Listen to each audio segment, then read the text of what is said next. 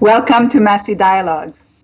My name is Nathalie Des Rosiers and I'm the principal of Massey College, and it's my great pleasure to welcome you here today. Massey College is a place for ideas. It's a place that has for mission to nourish learning and serve the public good.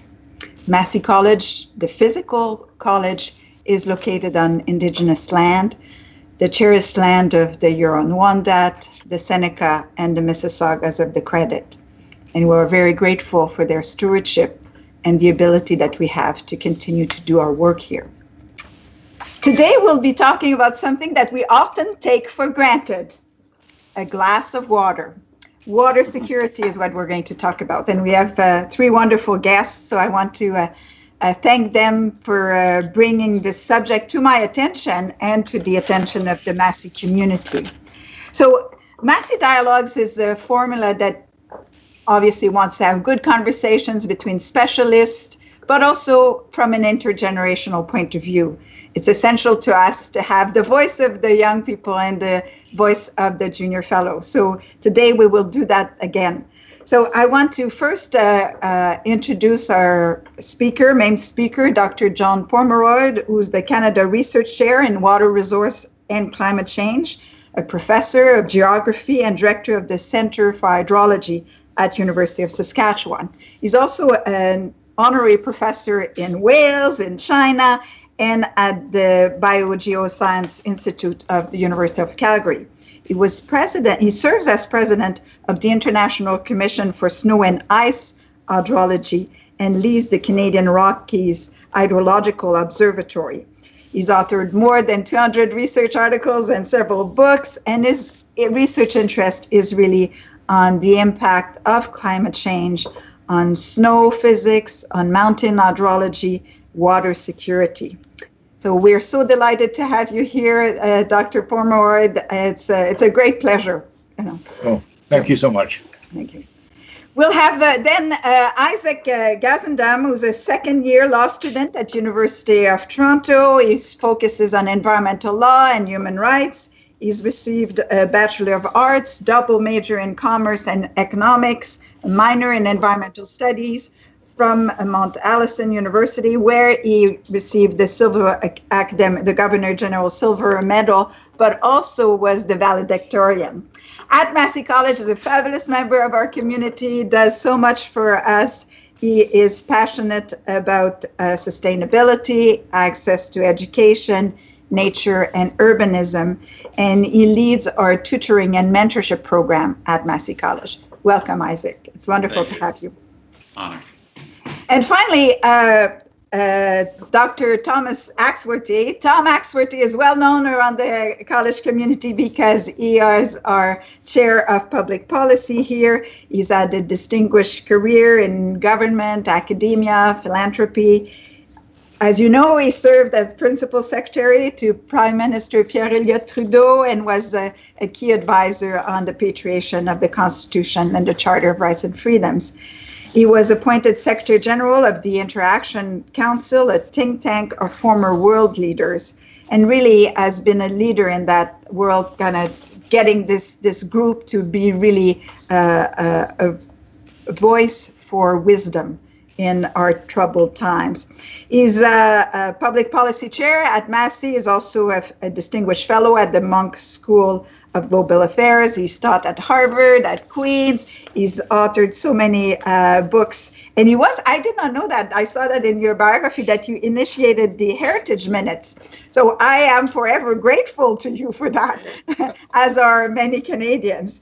And he's a member of the Order of Canada, and was also president and CEO of the Gordon Foundation, the institutions that is well known for its partnership with Northern Indigenous leaders to help create the Arctic Council. So we have really people that are around the table here, environment, great scientist, and someone who has a long history in public policy, and then the voice of law, which is interesting and fascinating. So let me start with you, Dr. Pomeroy.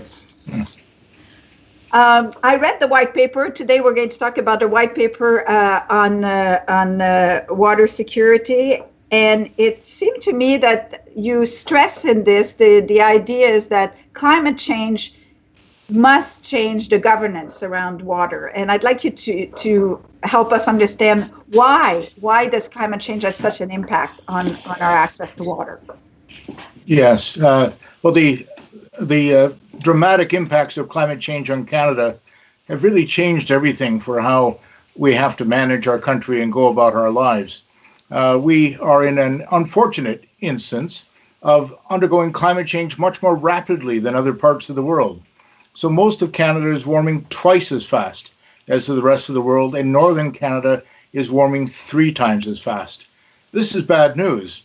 The other attribute to Canadian climate warming is it's not just more droughts and heat waves in summer, deadly though these can be, looking back in Montreal a few years ago, or the terrible droughts that have hit the prairies, causing over $6 billion of damage in 1 year.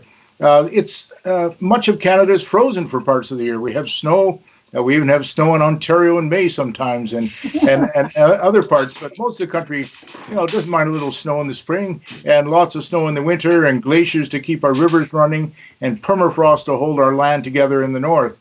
And it's all melting or thawing rapidly. And so the glacier shrinkage is dramatic, kilometers within a lifetime, a recession of these glaciers. Melt rates going downwards 5 to 6 meters a year. Changes to our streams and to our lakes. The longer ice-free period causing greater water quality problems that you might see as algae blooms. More intensive rain washing nutrients from our farmland into our lakes and rivers. The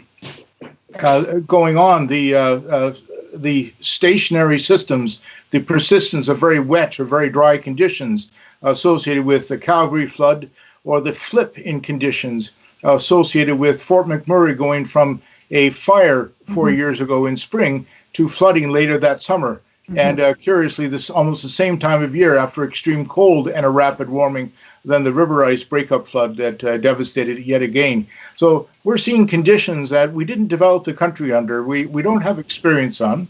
Our engineering and our designs were not designed for this climate, and yet we're seeing it manifest very, very rapidly.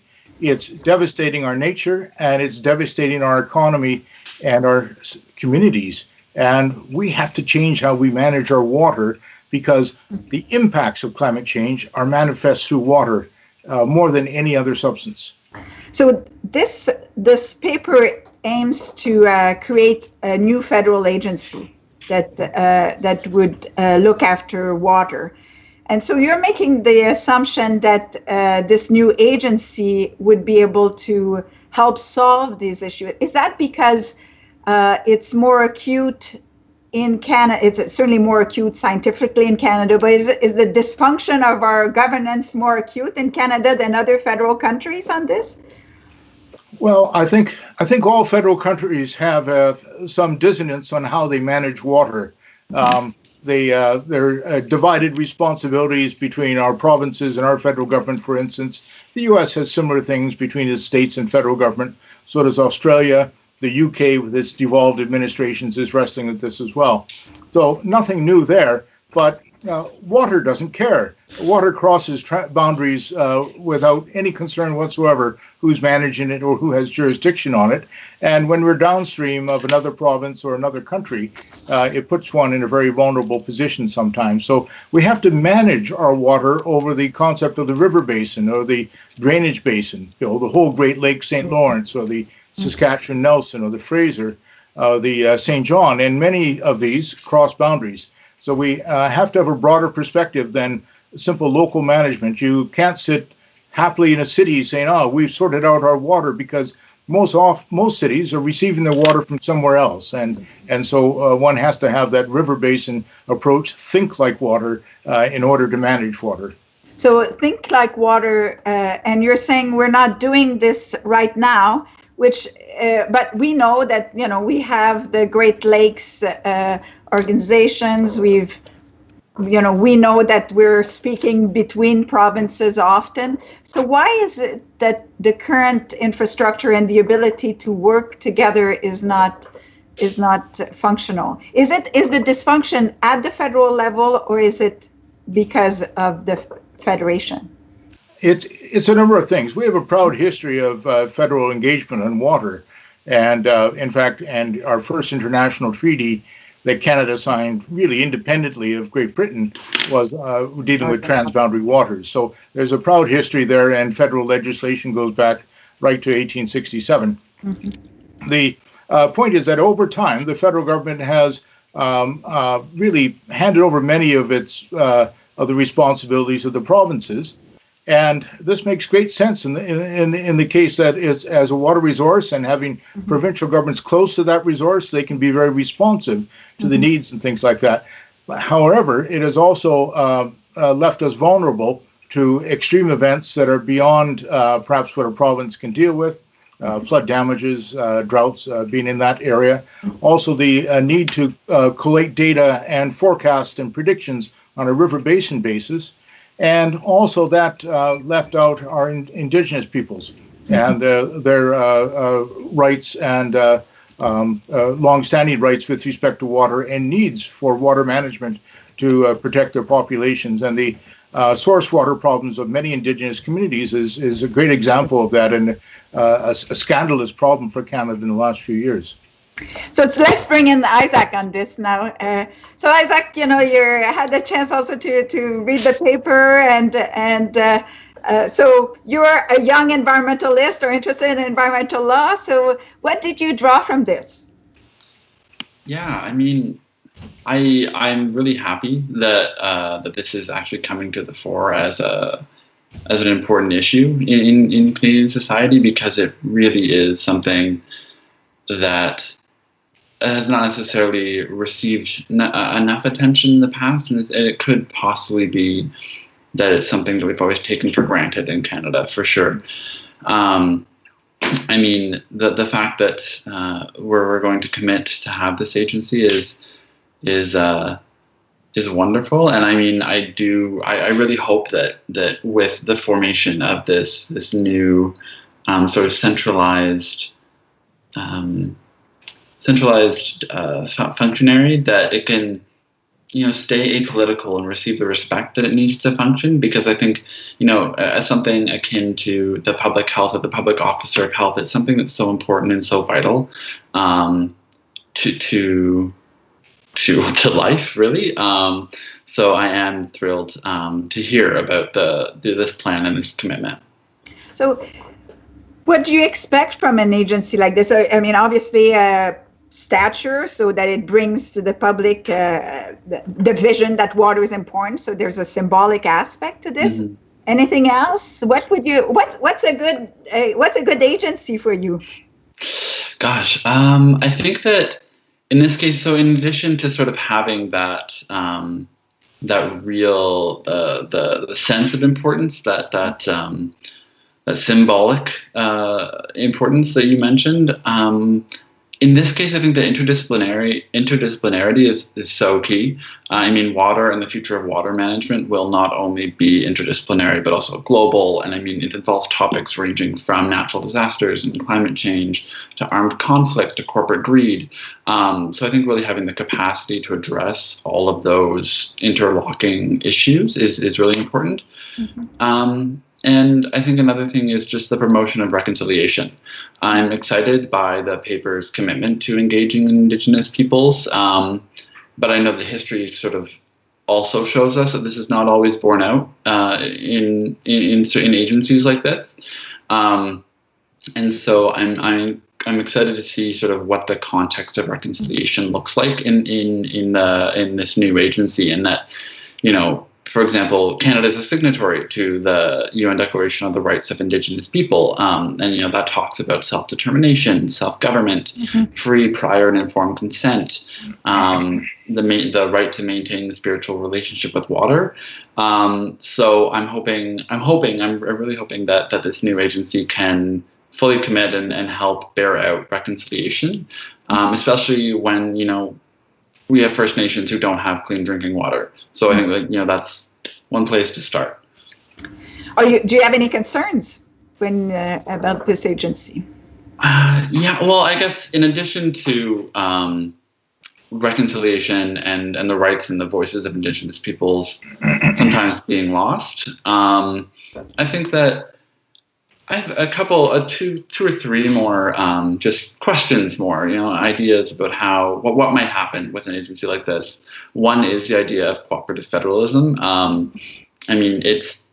I'm curious about whether this will be an effective and sustainable solution for freshwater management, just especially given the fraught relationship between the provinces and the federal government in recent years. I just completed sort of a year-long research paper on the carbon tax reference, the greenhouse gas pollution pricing reference. So that is, it's a very fraught area in Canadian law, always has been. And so, of course, as Dr. Pomeroy just mentioned, water is transboundary, and it's necessary to have an approach like this. But I think it's also, the importance of balance and subsidiarity. So, municipalities, for example, are often overlooked in Canada and left behind in important developments, whereas they do have a key role, I think, to play, as long as we engage all different levels. I think another issue that is important to think about is anthropocentrism, in that a lot of the problems cited in the paper, arising from a lack of sustainable and effective freshwater management are economic and or political. So while these are very, very important and obviously key to protect our economic interests, I do wonder about the agency's ability or commitment to ensuring the messaging and the approach that it takes aren't entirely anthropocentric.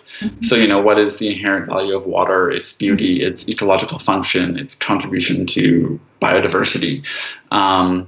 I think all of those things. And then just the last one is that Canadian environmental law, I find, tends to be rife with battles between political decisions and expert opinion. And so I'm curious, I'm hopeful to see how this new agency might incorporate scientific knowledge and Indigenous knowledge as well. So sort of what independence members would have, what power they would have in decision making. Would it be always subject to political veto? I know it's always a concern in environmental issues in Canada. Well, that's wonderful. That's why we have you here to set the stage for what are some of the concerns and what would we look to. So let's bring in Tom, the expert on. I know this agency is something that you've been thinking about, dreaming about for a couple decades. So what do you think? Why do you think it's so necessary? Well, it's necessary, as John has talked about, that water and climate change are intrinsically connected. And water itself, there can be few things more important. I mean, without it, we die in 72 hours. Canadians use about 2 bathtubs of water a day.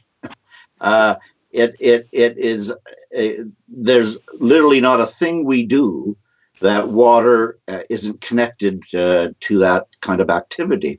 So therefore, the protection of water security, to have fresh, clean, healthy water, there can be few things more important than that. And this is a complex area where the federal government has roles and responsibilities. The provinces and the municipalities do much of the heavy lifting. We now have Indigenous self-governments and co-management. So this is another layer of work on this subject. And the point that was just brought up a moment ago, I think this is a crucial one, which is that we even know by surveys that Canadians value water more than any other resource, more than oil and gas or pulp or anything else, by a heavy percentage. But at the same time, Canadians think, many think, we don't have water problems, that we live in a halcyon, a wonderful age where there is really no problem here. Well, as John can speak directly to with his research, in fact, many parts of our country are water stressed. So we have a dichotomy of people thinking it's really important, but it's in good shape. And in fact, we're now seeing through science and empirical research, it's not in good shape at all. It's not a disaster, but there are really significant problems. And to maintain that security, we need a whole new institutional framework. But why does it have to be a new federal agency is the question. Wouldn't it be sufficient to simply create a framework, a strong policy, and fund it well, and do a public education campaign, and get the local conservation authorities to be up in arms about the issue? So it's the choice of mechanism that is intriguing here. Well, the choice of mechanism is because there are important federal responsibilities, but the entities working on water are split among 20 different agencies and federal departments. They barely get together themselves to talk about a federal role, let alone working with provinces and municipalities. You know, as a former politician yourself, that there are many competing interests, there are many competing priorities, and to have the priority for water split among 20 different entities and several different ministers means that nobody is taking hold of this issue and bringing it to the fore. You mentioned that I used to be in government. I did some research on my time there, and we used to have about 3,500 water scientists and policy experts working on the problems. It was Mr. Trudeau's government which brought in the Canada Water Act. Today, it's under 1,500. It just shows water research, its work has been dispersed among many differing interests in the federal government. So an agency has to be there to provide focus, to provide advocacy, and to ensure that there is a shop that Canadians can look to for leadership, just as I think it was mentioned just a moment ago. Canada's Public Health Agency has done that on public health. We used to have it split in many different jurisdictions there. Now it is showing why it is needed. We want to create a Canada Water Agency ahead of the big problems that are just around the corner. So this is the precautionary principle. That's it. So, but let's bring all people together, because I'm concerned that it's nice to create the agency. I think we can see how at least it will have a convening role around the federal government. How do we ensure that it continues to be well funded? Because the public health analogy is not completely reassuring, because for many years I think we had underfunded public health. So it's not enough to have the right agency. It needs to have good funding attached to it. And why? So Tom, let's start with you. You're the expert. And how would you protect that? How would you ensure that it gets the funding that it needs? Well, it certainly has not got the funding that it needs, and in part because there hasn't been someone in a senior position advocating for it. So nothing is sure in the battle of public resources. But one way to help ensure that is to build up constituencies of engaged citizens across the country who demand drinking water standards, who demand that we have proper research. Just let me just give you one example, and you'll probably remember this, Natalie, from your political days as well. When we talk about the need for research and get on top of our water issues, a third of Canadians rely on groundwater. They need safe groundwater, as we know in Ontario through the Walkerton crisis a few years ago in North Battleford. But unlike many other countries on the earth, in Canada, we haven't even mapped our underwater reservoirs. We don't know how much is in there and if it is safe and secure. And while not knowing the extent of that resource that Canadians have to rely on, we give contracts to Nestle to take the water out for a pittance and put it in water bottles. So that is the problem about not having a focus and not having the public knowing the facts.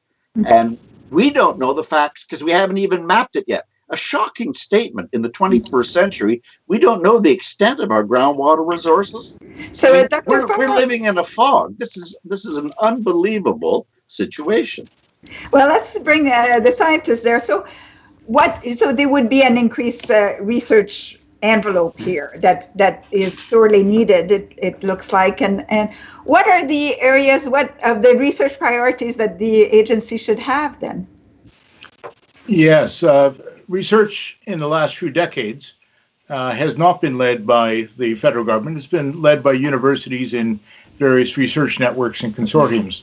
And a lot of that research has been developing tools that one hopes would be applied by some federal agency that's still not able to do it. So one of these are dealing with flood forecasting systems. Yeah. Canada has very distinctive and peculiar floods. We have river ice, we have snowmelt, we have rain, we have every sort of flood you can imagine, much more complex than other countries. And our areas are vast. So the one area that university has been working on have been to develop improved flood forecast systems. Yet Canada remains the only G7 country without a national flood forecast system. Mm-hmm. And these are not easy things to run. Some of the provinces do it, but you really need a supercomputer to run a proper one that's state of the art. And these ideally can be linked to water quality models, models that would predict algae blooms in lakes or groundwater contamination. Also drought models, again, not something that we do, but something we desperately need to do. And then also models that can tell us more about the retreat of our glaciers, whether our lakes are safe to travel over in the winter. It's so important in northern Canada for ice roads and other things. So you can use these sets of models for many, many things. The other thing going with that is information and data and observations in general. Right now, we do have a good model of how to do it. It's called the National Hydrological Service, and it's run out of Environment Canada, but it's very much a cooperative operation. They have agreements with 13 provinces and territories, and they measure the stream flow and how much water is in the rivers, how deep the lakes are, and they do it cooperatively in slightly different arrangements with every province, but it goes into a national database that hits international standards and is immediately available. So that's great, but let's do that on water quality. Let's do that on groundwater. Let's do this on aquatic organisms, other things. So why couldn't the National Hydrological Society not expand its cooperative arrangements on other subjects, and say we've done it for to measure the flood, or to measure the way in which we the capacity. Let's look at quality now. And why is it so difficult? Yes. Well, this service, which is part of Environment and Climate Change Canada, could indeed expand its bilateral arrangements with the provinces and territories. And I think actually even 40% of its budget comes from the provinces. They pay into the federal government to collect these measurements for them and post them. So that's a nice model of cooperative federalism as a way forward. And I think a service like that would be one of the key components that you'd want to bring into a new Canada Water Agency. It would be the heart of it, and perhaps take its DNA and extrapolate it to other parts of the organization. So let's bring in Isaac there. And so when you hear this conversation, are you surprised? I was surprised actually to find out that we were not as well equipped research-wise as we should be. Anything else that you'd like to know about water?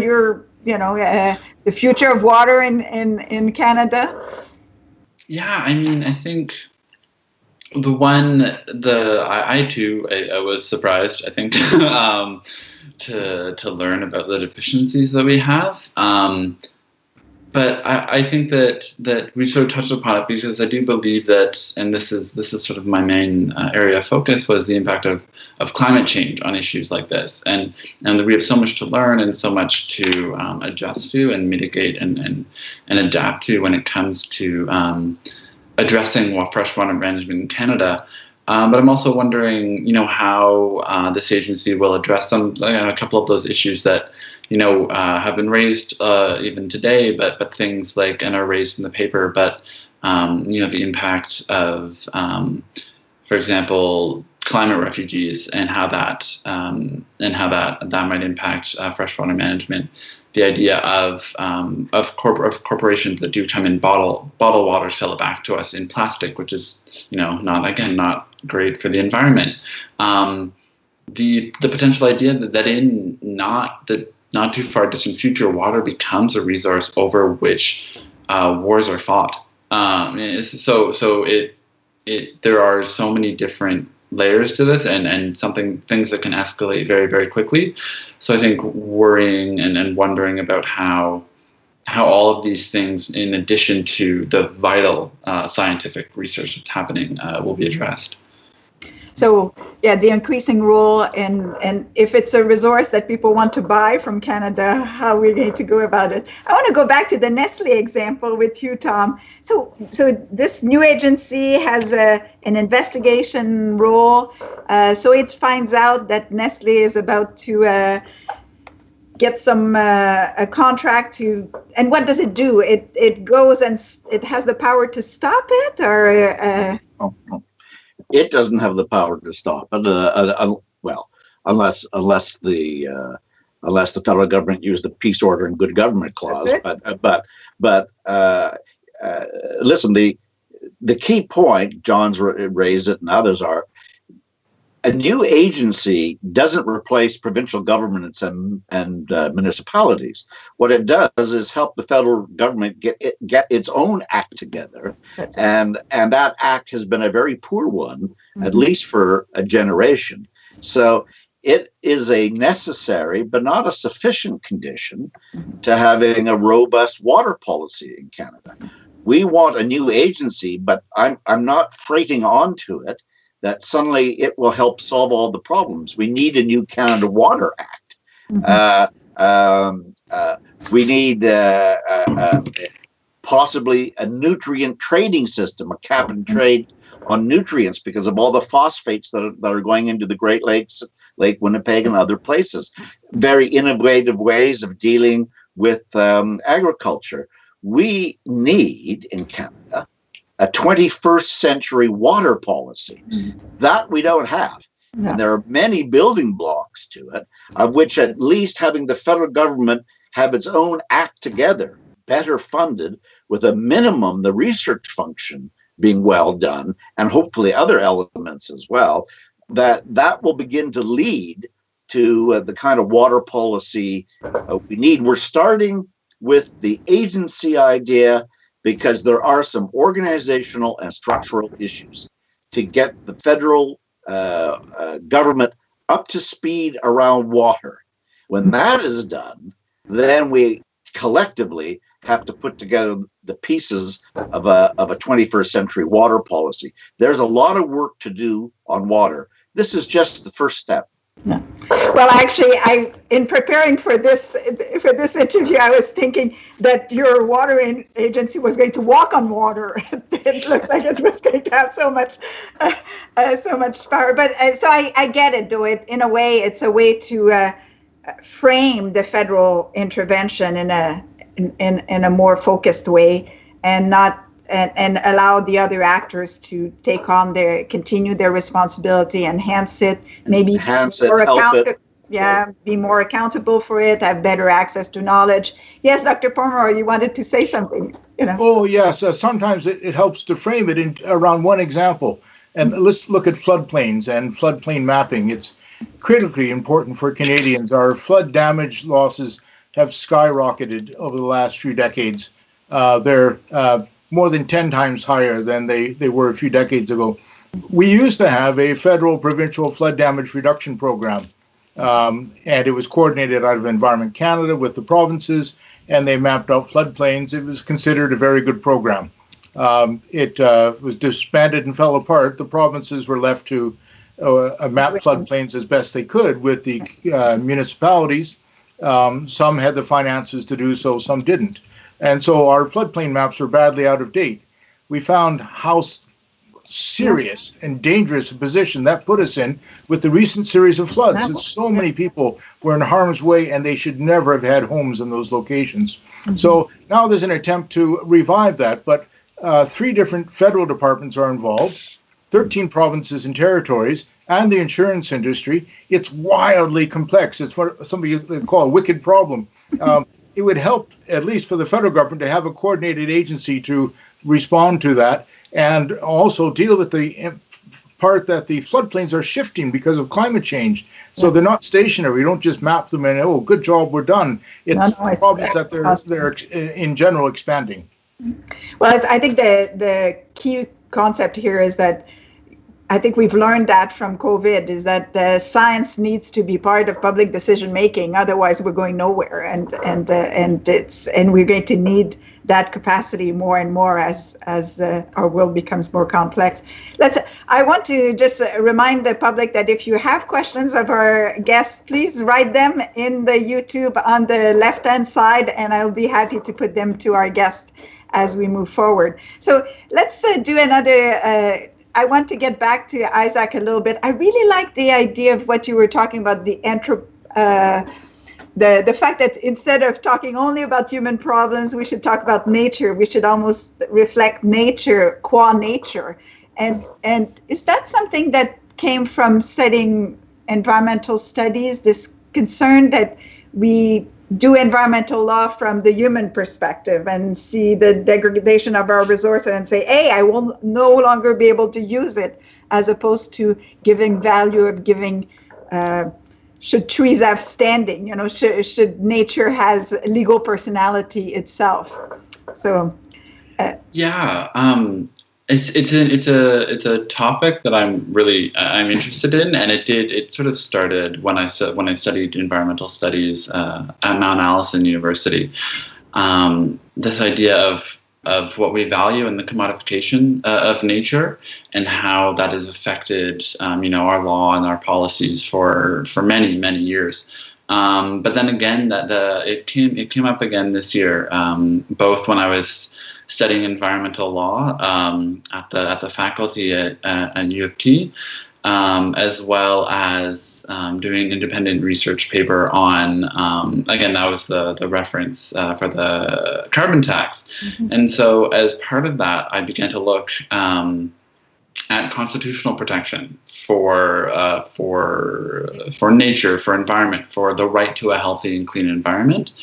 And so we're here talking about water. And to me, that evokes things like this right to a clean and healthy environment. Well, as Mr. Axworthy noted as well, it's key to life. It evokes those key Section 7 rights, the right to life, liberty, and security of the person, and should be treated with that amount of gravity. But coming back, to the anthropocentric aspect of this,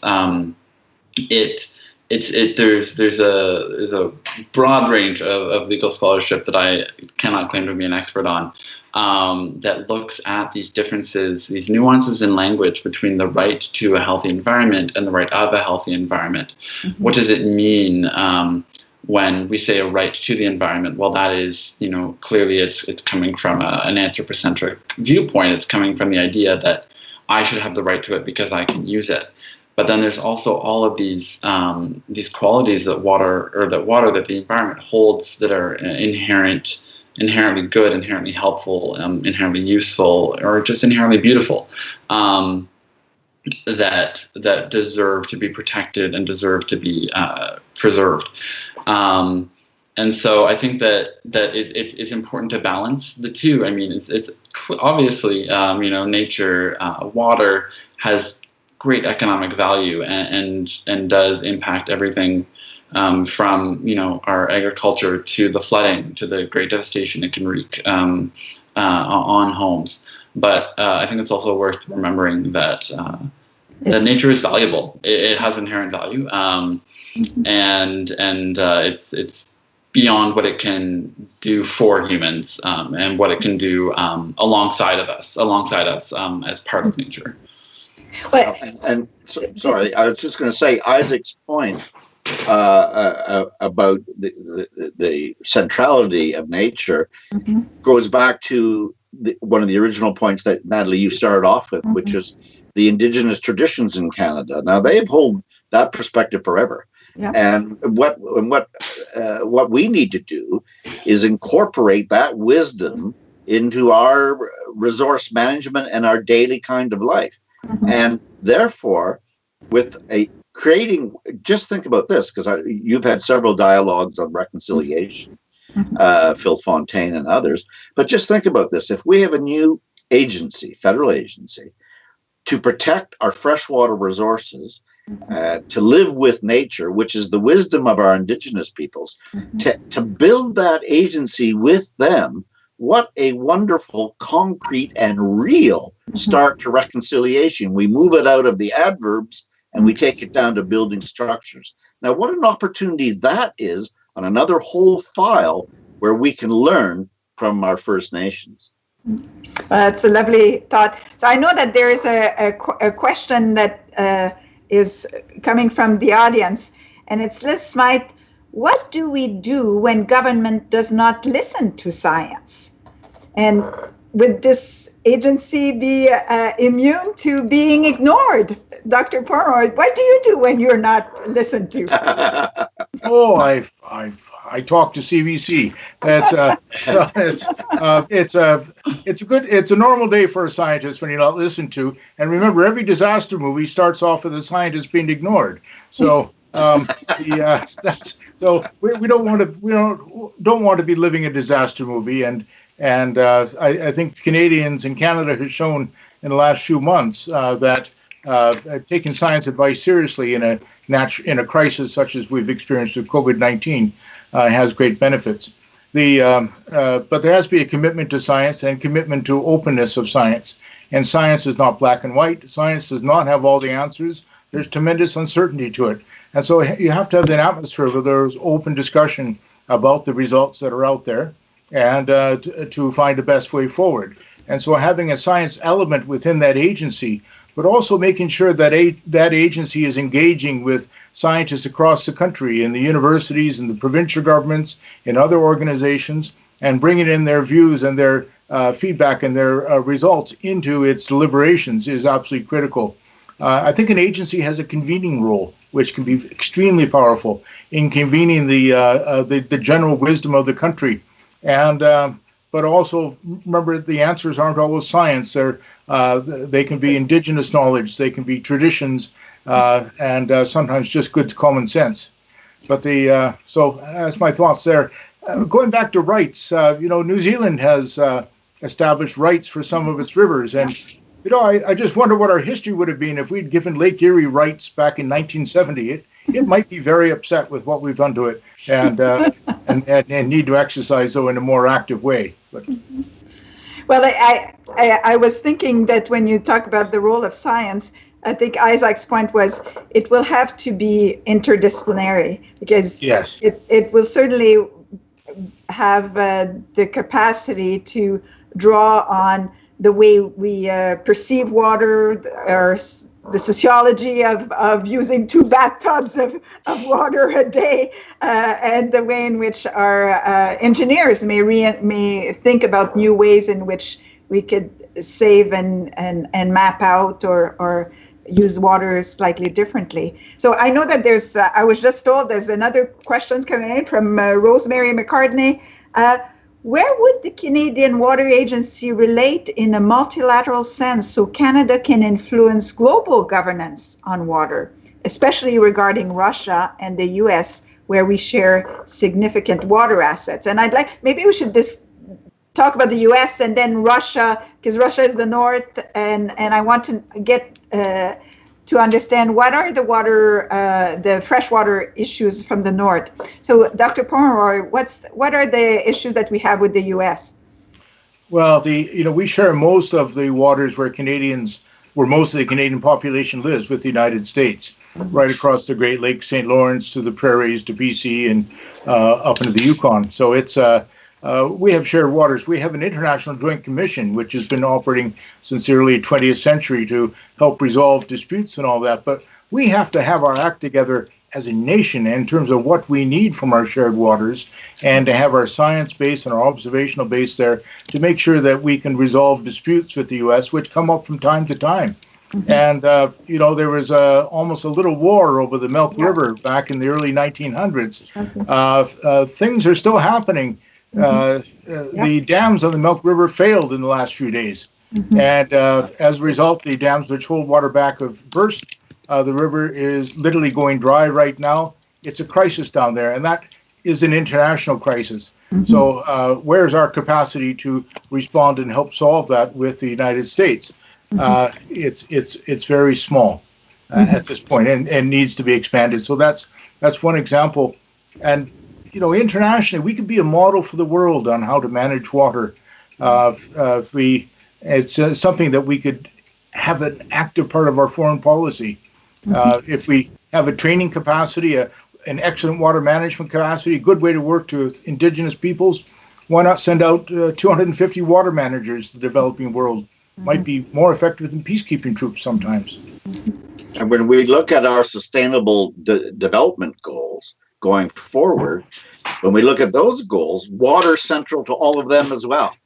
So in terms of another set of files that we talked about Indigenous reconciliation, but we've talked about a fairer world and actually getting some work on sustainable development. Water is a focus on water, a significant focus on water is a way to do that too. So any thoughts, Isaac, on the interplay where you mentioned that, the interplay between water and global governance, So. Yeah, and I think that Canada itself, so I know that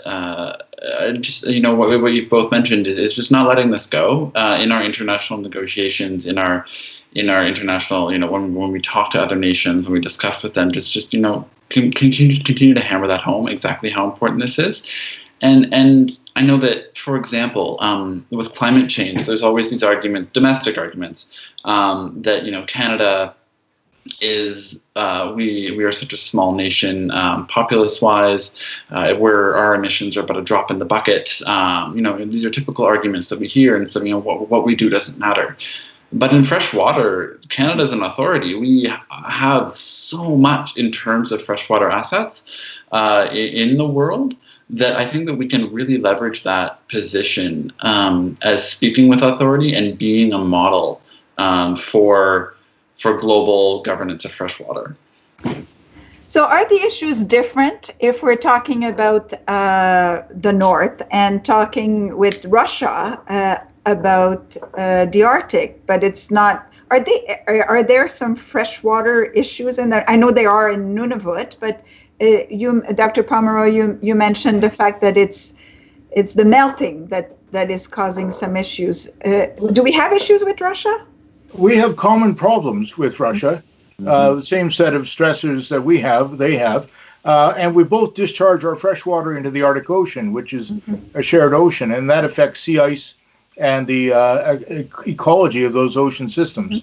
And so so we have that in common. We don't share waters, fresh waters with Russia per se, but but all of our fresh waters from the north have an inordinately strong impact upon the global climate system, upon our weather patterns and other things. And so from that, we share a lot with the Russians. We're the two big cold countries that are warming up rapidly. Yeah. So Sorry, Natalie, when we think of the north as well, I think probably the best single water policy I have seen comes from Northwest Territories. Wonderful document on Northern Waters, Northern Voices, where the Mackenzie watershed, this magnificent Mackenzie watershed, so crucial to our ecological stability, it cools the North American continent. It has to be maintained and preserved. And there's a tremendous commitment in the NWT to help bring that about, along with our Indigenous peoples and so on. But those are some of the issues that we have to understand, that the great waters in the north and our rivers run into the Arctic Ocean. Yeah. They run, that's where most of them discharge.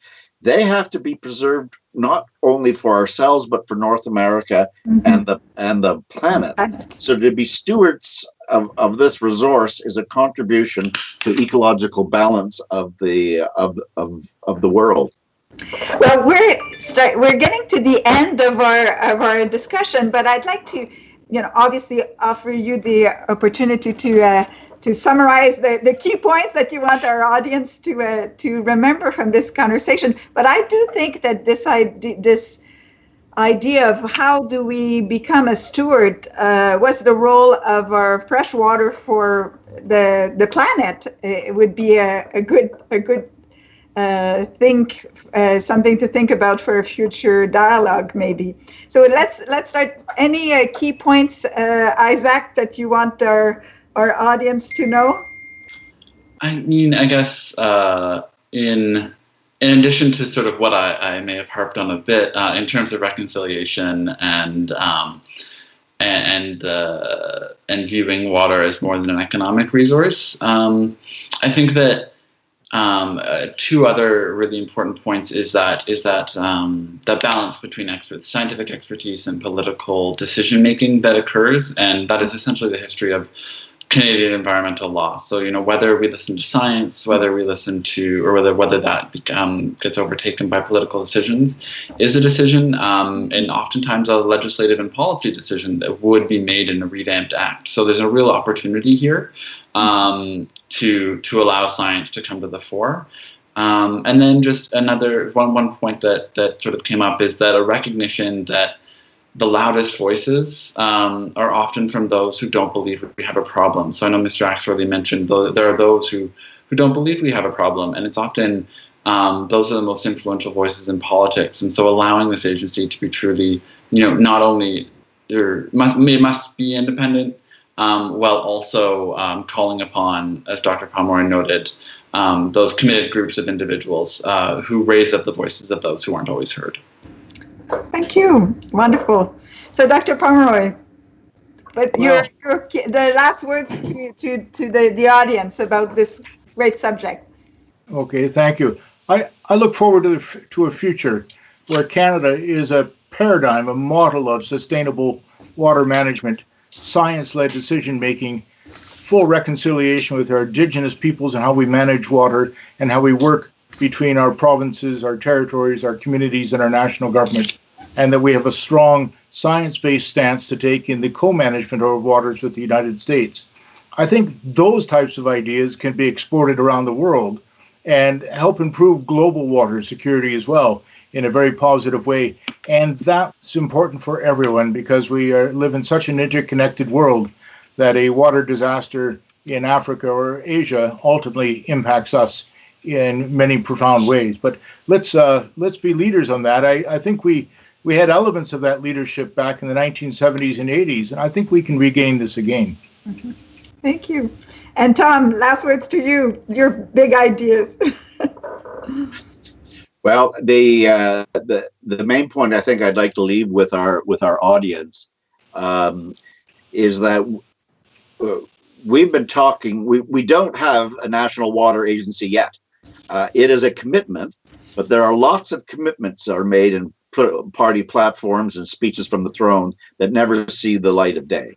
And of course, our government is preoccupied with COVID and many other kinds of issues. So that's why Massey has joined with the Global Water Futures and water research institutes across the country and the Beaubien Foundation in Quebec and so on to try to keep this water issue alive and the agency idea alive. It's not done yet. It's a necessary first step. It's going to take a huge amount of work. And all our partners, including our college, but many others, are going to be working all summer on additional webinars, education campaigns. We have a whole research program going on now at Massey on different pieces of this water issue so that we can create a marching and chowder society across Canada to say, this was a terrific idea. We are really expecting you to do it. And we're doing some thinking about mission and structure. But it will only happen because lethargy often is the enemy of reform, and we have an opportunity. The window is open, but we've got to take Canada through it. Well, thank you so much. I want to say how fabulous it was to be such an informative session. I learned a lot. I know our audience has learned a lot. I see good commentaries there. Just to say thank you very much for being here. And it's important that water is what makes us alive and keeps us alive. So I think we have to continue to pay attention to it. And I hope that we'll have the occasion to talk about water a couple more times at Massey. So I also want to thank the staff, Matt and Abra, for helping us put this together. It's wonderful to have you. Thank you very much. And I invite you on Thursday for our next Massey Dialogue, where we'll talk about Indigenous laws, Indigenous law in resource development. It's called Fire in the Ring, Settler Law and Indigenous Jurisdiction on an Extractive Frontier. So they'll be with Dr. Dana Scott and former Justice of the Court of Appeal of Ontario, Harry Laforme, who's Mississauga of the Credit member, as well as Junior Fellow Mayim Backlund Klein. So I look forward to seeing you on Thursday. Merci beaucoup. Thank you.